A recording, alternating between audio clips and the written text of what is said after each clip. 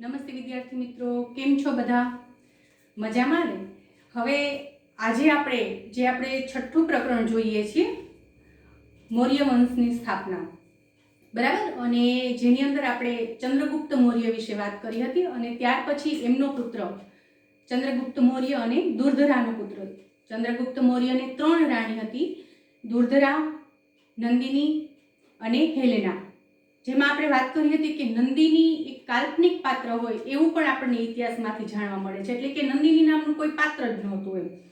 પરંતુ અમુક જે આ ઇતિહાસ જાણવા માટેના જે સ્ત્રોત છે એમાંથી એવું પણ જાણવા મળે છે કે એમને 3 રાણી હતી, દુર્ધરા, હેલેના અને નંદિની. એમાં બિંદુસાર એટલે કે ચંદ્રગુપ્ત મૌર્ય અને દુર્ધરાનો પુત્ર બિંદુસાર છે, કોઈ એવો શક્તિશાળી સમ્રાટ નહોતો. એણે ફક્ત વારસામાં જે એમને રાજ્ય મળ્યું હતું એ રાજ્યનું વ્યવસ્થિત સંચાલન કર્યું. સમય જતાં બિંદુસારનું મૃત્યુ થાય છે અને સમ્રાટ અશોક જે એમનો પુત્ર છે અને જે મૌર્ય વંશનો સૌથી શક્તિશાળી સમ્રાટ છે સાબિત થયો છે. તો સમ્રાટ અશોક એમનો સમય છે ઈસવીસન પૂર્વે 273 થી ઈસવીસન પૂર્વે 232. ઈસવીસન પૂર્વે 273 થી ઈસવીસન પૂર્વે 232 આ એમનો સમય ગણાય છે, બરાબર? તો સમ્રાટ અશોક છે, સમ્રાટ અશોક, બિંદુસાર, એમને પણ 2-3 રાણીઓ હશે. એમના વિશે કોઈ આપણને વિશેષ માહિતી નથી મળતી, કારણ કે એ કોઈ એવો મહાન કોઈ પરાક્રમ નહોતું કર્યું કે એમણે કોઈ એવું મહાન યુદ્ધ નહોતું કર્યું, એટલે એમનો ખાસ ઇતિહાસ નથી જાણવા મળતો. ફક્ત એવું જાણવા મળે છે કે એમને પણ 2 કે 3 રાણીઓ હશે અને એમના પણ પુત્રો હશે. તો અશોક છે એમને બિંદુસારના મૃત્યુ પછી એમના જે આ સાવકા ભાઈઓ છે એમની સાથે એમને સંઘર્ષ થયો હશે અને એમનો સમ્રાટ અશોકનો મોટો ભાઈ છે સુસીલ, બરાબર? અને એમના બીજા પણ ભાઈઓ હતા, એમની સાથે એમને સંઘર્ષ થાય છે અને એમની સાથે સંઘર્ષ થયા પછી એટલે કે બિંદુસારના મૃત્યુ પછી 4 વર્ષ પછી સમ્રાટ અશોક છે ગાદીએ આવે છે, એટલે કે સમ્રાટ અશોકનો રાજ્યાભિષેક થાય છે.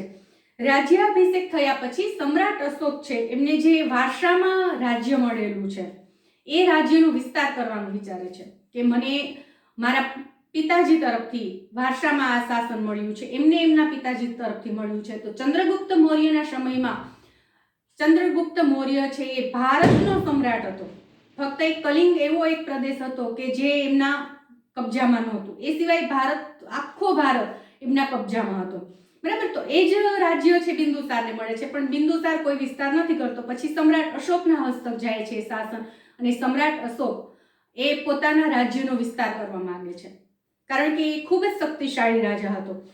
એમના જે શિલાલેખ છે સમ્રાટ અશોક વિશે તમને ખ્યાલ હશે કે એમણે ઘણા બધા શિલાલેખ અને અભિલેખો બનાવ્યા, કોતરાવ્યા, બરાબર? શિલાલેખ અને અભિલેખો જેમાંથી આપણને મૌર્ય વંશની માહિતી છે પ્રાપ્ત થાય છે. તો જેમાંનો એક શિલાલેખ આપણે ભવનાથની અંદર એન્ટર થતા જ જે શિલાલેખ આવે છે અશોકનો શિલાલેખ, અશોકનો શિલાલેખ તરીકે ઓળખાય છે, બરાબર? તો આવા એમને ઘણા બધા આલેખો છે બનાવેલા. આલેખો મતલબ કે શિલાલેખ શું કામ નામ એને અપાયું? તો જે પથ્થર પર કોતરણી કરીને જે લેખ લખાવ્યો છે એવા લેખ એટલે શિલાલેખ. તામ્રપત્ર એટલે તાંબાનું જે પત્ર આખું પતરા જેવું હોય એના ઉપર જે લેખ લખ્યો હોય એ તામ્રપત્ર કહેવાય, બરાબર?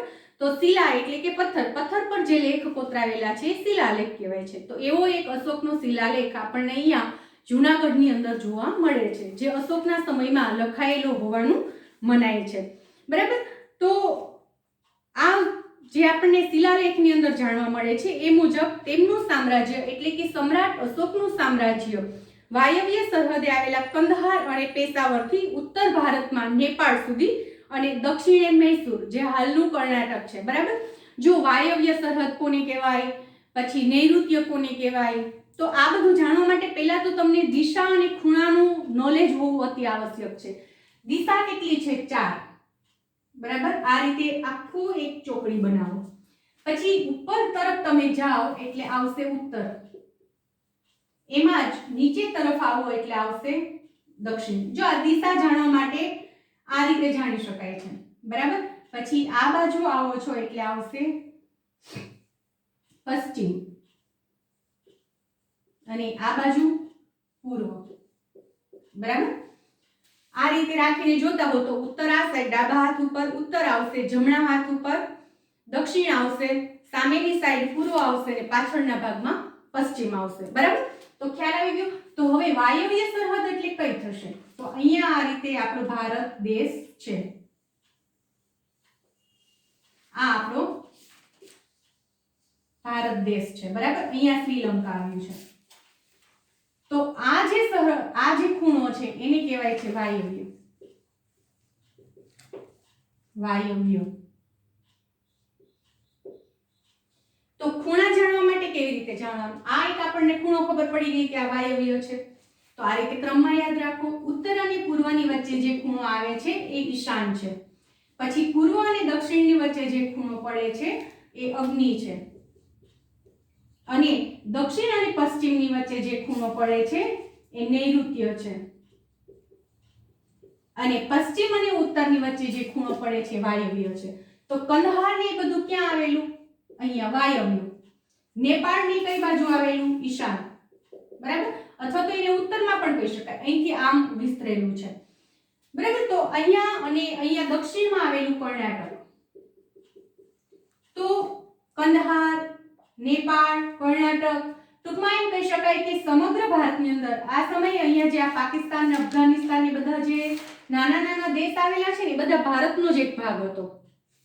અત્યારે એ બધા અલગ થઈ ગયા છે, બાકી એ બધા છે ભારતનો જ એક હિસ્સો હતો। તો એ બધું છે ક્યાં આવેલું છે? તો કે વાયવ્ય। તો આખા ભારત પર એમનું સામ્રાજ્ય હતું, ફક્ત એક કલિંગ, જે ચંદ્રગુપ્ત મૌર્યના સમયમાં પણ કલિંગ છે સ્વતંત્ર હતું, અને અત્યારે અશોકના સમયમાં પણ સ્વતંત્ર હતું।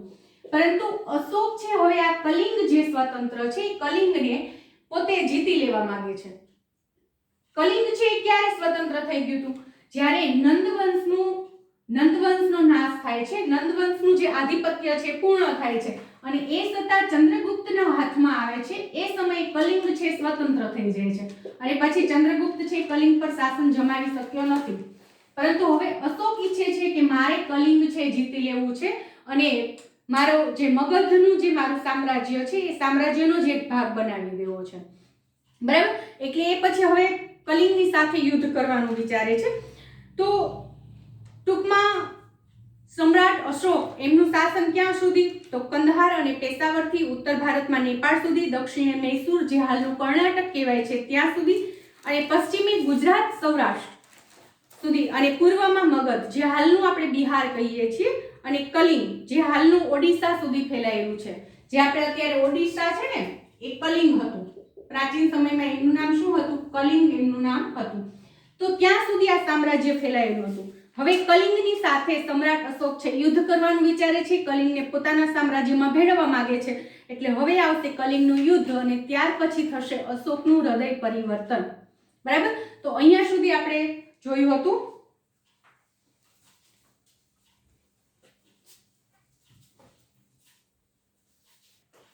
કલિંગનું જે યુદ્ધ છે એ જોતા પહેલા આપણે અશોક વિશે થોડીક માહિતી મેળવી લઈએ કે સમ્રાટ અશોક એમના નામ કેટલા છે?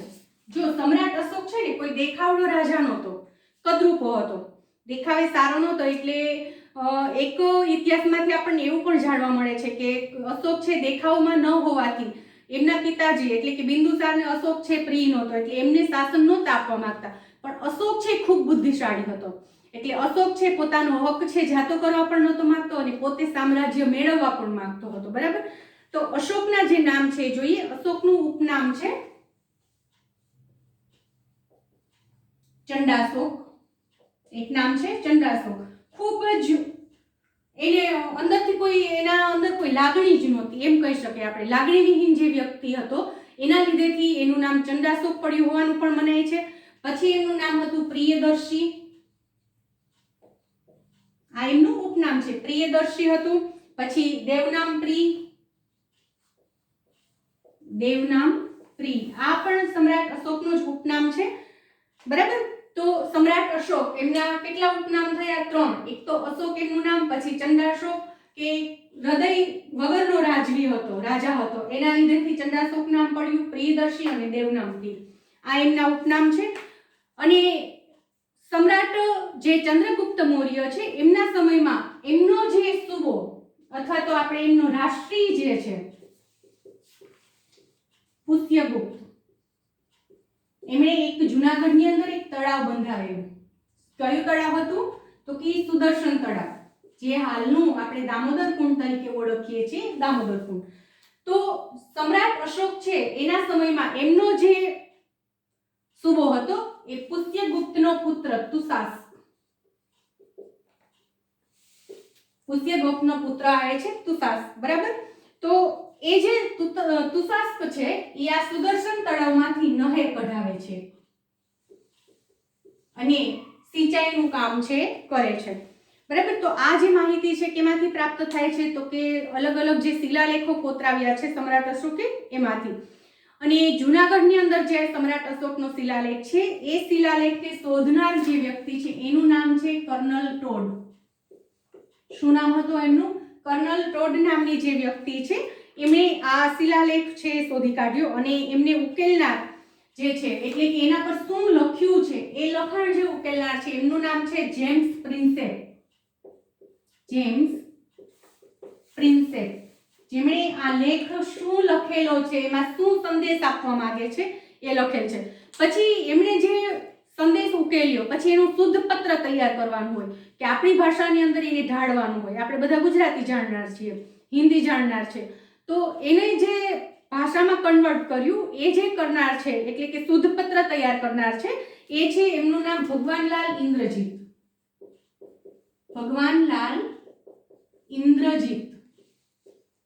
જો ખાસ યાદ રાખજો કે અશોકનો શિલાલેખ શોધનાર એક કર્નલ ટોડ છે, પછી એના પર જે લિપિ લખેલી છે, જે લખાણ લખેલું છે એ ઉકેલનાર છે જેમ્સ પ્રિન્સેપ અને એને શુદ્ધ પત્ર તૈયાર કરાવનાર એમનું નામ છે ભગવાનલાલ ઇન્દ્રજીત, બરાબર.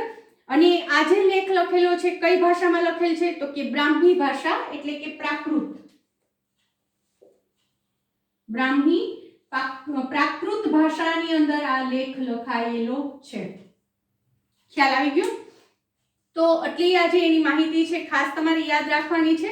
ચાલો હવે જોઈએ કલિંગનું યુદ્ધ અને સમ્રાટ અશોક એમનું હૃદય પરિવર્તન.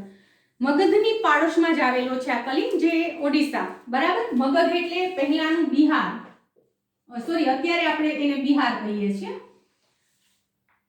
ખ્યાલ આવી ગયો કે મગધ પ્રાચીન સમયમાં જેમનું નામ મગધ હતું, જેને અત્યારે હાલમાં આપણે બિહાર તરીકે ઓળખીએ છીએ, અને કલિંગ એટલે કે પ્રાચીન સમયમાં જે કલિંગ હતું એ હાલનું ઓડિશા.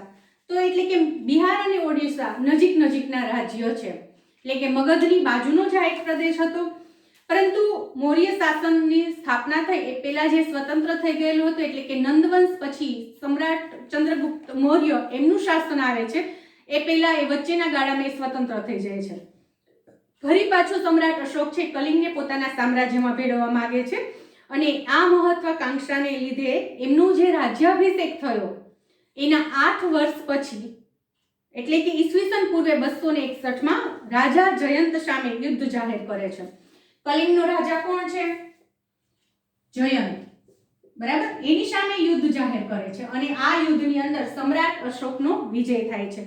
હવે યુદ્ધની અંદર એમનો વિજય તો થાય છે, પરંતુ રાજા છે ને જ્યારે યુદ્ધ પૂર્ણ થાય અને વિજય પ્રાપ્ત કર્યો હોય ત્યાર પછી નગર જોવા માટે નીકળે છે, અથવા તો યુદ્ધનું જે મેદાન છે એની મુલાકાત લેવા માટે નીકળતા હોય કે કેટલી જાનહાનિ થઈ છે, કેટલી માલહાનિ થઈ છે, આ બધું જોવા માટે નીકળતા હોય.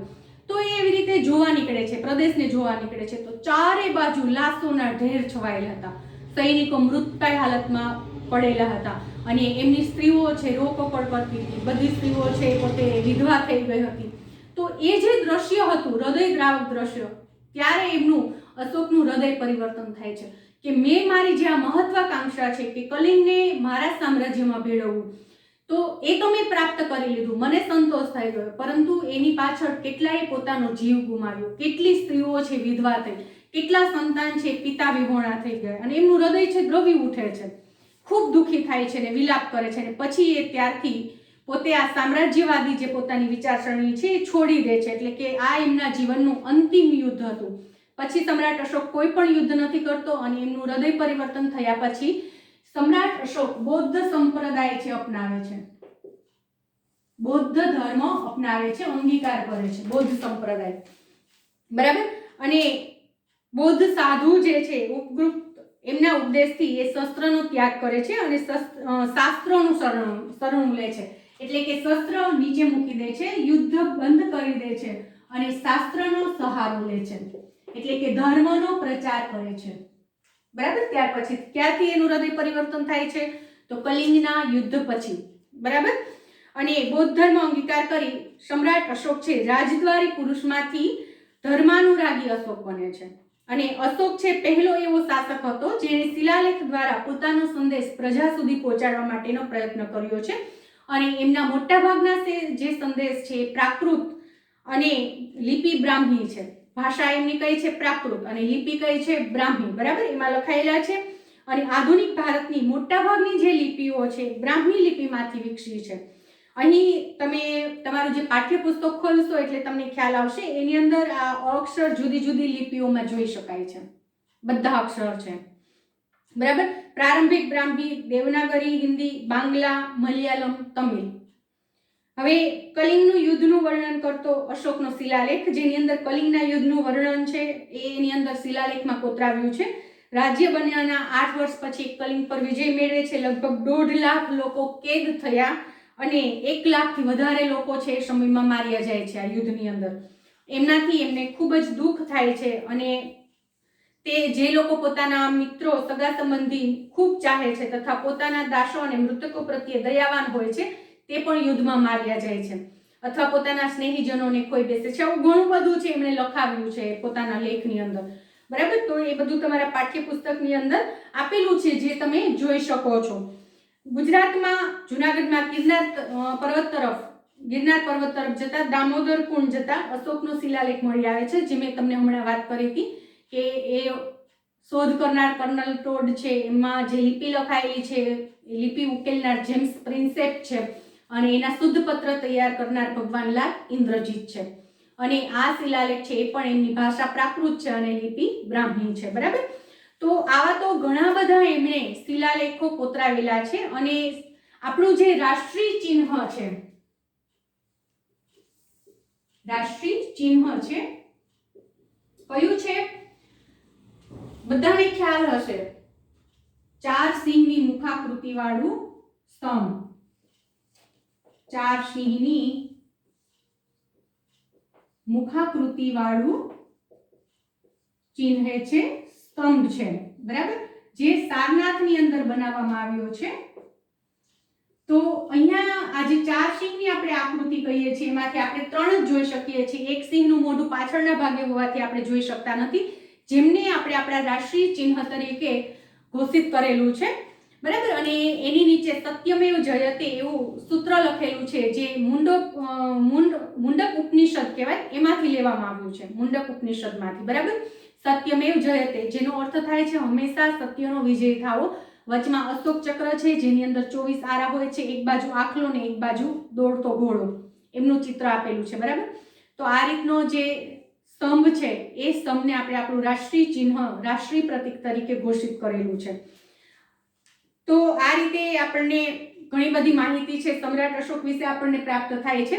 તો આના પછીનો જે આવે છે આપણે ટોપિક એ છે ધર્મ પ્રચારક તરીકે અશોક, બરાબર. તો એ ધર્મ પ્રચારક તરીકેનો જે અશોક છે કે અશોક છે ધર્મ પ્રચાર માટે શું કરે છે કે બૌદ્ધ ધર્મ પોતે અંગીકાર કરે છે. ત્યાર પછી એ શું કામ કરે છે? તો અશોક છે દેશભરમાં આવેલા જે બૌદ્ધ તીર્થધામ છે એ તીર્થધામની યાત્રા કરે છે. જો એક વસ્તુ પેલા બાળકો ખાસ યાદ રાખવાની છે કે સમ્રાટ અશોક, બરાબર, અશોક છે કોનો પુત્ર હતો? બિંદુસારનો. બિંદુસાર છે કોનો પુત્ર હતો? ચંદ્રગુપ્ત મૌર્ય. હવે આ ત્રણેય જે રાજાઓ છે મૌર્ય યુગના, મૌર્ય વંશના રાજાઓ છે, જેમાંથી સમ્રાટ ચંદ્રગુપ્ત મૌર્ય અને સમ્રાટ અશોક બંને મહાપ્રતાપી રાજા, મહાપરાક્રમી રાજા. બિંદુસાર ખાસ હતો નહીં. અને ત્યાર પછી છેલ્લો જે રાજા થાય છે મૌર્ય વંશમાં એ છે બૃહદત્ત, બરાબર. આમાં એના નામની અંદર આપણને ક્યાંક અપભ્રંશ પણ જોવા મળે છે. થોડો ઘણો ભાષાની અંદર ફેરફાર હોય છે, એ છેલ્લો એમનો રાજા છે. તો આ જે બંને રાજા છે ચંદ્રગુપ્ત મૌર્ય અને સમ્રાટ અશોક, એ બંને કયા ધર્મને અપનાવે છે એ ખાસ યાદ રાખવા જેવું છે, એની અંદર ભૂલ નહીં કરતા. ચંદ્રગુપ્ત મૌર્ય છે જૈન સંપ્રદાય, જૈન ધર્મ અંગીકાર કરે છે. એમાં પણ દિગંબર જે શાખા છે એ શાખા અપનાવે છે જૈન ધર્મમાં, બરાબર. અને સમ્રાટ અશોક છે એ બૌદ્ધ ધર્મનો ફેલાવો કરે છે, બૌદ્ધ ધર્મનો અનુયાયી છે, બરાબર. તો આ બંનેને ખાસ યાદ રાખવાના છે. ચંદ્રગુપ્ત મૌર્ય જૈન ધર્મ અંગીકાર કરે છે, સમ્રાટ અશોક બૌદ્ધ ધર્મ અંગીકાર કરે છે અને બૌદ્ધ ધર્મનો પ્રચાર કરે છે.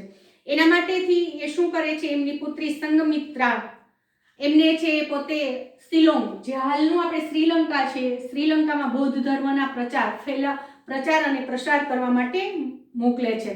પુત્રી સંઘમિત્રા અને એમના પુત્રનું નામ છે મહેન્દ્ર, એ બંનેને મોકલે છે, બરાબર. તો આ સમયમાં છે ઠેર ઠેર બૌદ્ધ ધર્મના પ્રચાર માટે સમ્રાટ અશોક આવા શિલાલેખો છે કોતરાવે છે અને સ્તંભ આલેખ છે કોતરાવે છે. તે સમયની સમસ્યાઓને ઉકેલવા માટે અશોક રાજ્યમાં ધર્મ ખાતાની રચના કરે છે અને એમના ઉપરી તરીકે નિમાયેલ જે વ્યક્તિ છે એ ધમ્મ મહામાત્રાના નામથી ઓળખાતી, બરાબર. કયા નામથી ઓળખાતી? ધમ્મ મહામાત્રાના નામથી. તમે ક્યાંક બૌદ્ધ ધર્મના સૂત્ર જોયા હશે તો એની અંદર તમને એવું બૌદ્ધ ધમ્મમ શરણમ ગચ્છામિ એવું આપણને લખાયેલું જોવા મળે છે. તો આ ધમ્મ એ કોણ છે? તો કે આ ધર્મનો જે વડા છે, ધર્મના માટે જે કામ કરનાર વ્યક્તિ છે, એના માટે ધમ્મ મહામાત્ર તરીકે એમને ઓળખવામાં આવતું અને બૌદ્ધ ધર્મનો પ્રચાર કરી તેમનું નૈતિક ધોરણ છે ઊંચું લાવવા માટેનું કાર્ય છે એ કરતા હતા, બરાબર. તો આ જે ધર્મ પ્રચારક તરીકે અશોક છે, આ જે ટોપિક છે એ ટોપિક આપણે નેક્સ્ટ લેક્ચરમાં આખો કમ્પ્લીટ કરીશું. આજે આ ટોપિકની અંદર ફક્ત આટલી જ માહિતી રાખીશું. નવા લેક્ચરમાં નવા ટોપિક સાથે ફરી મળીશું. Thank you.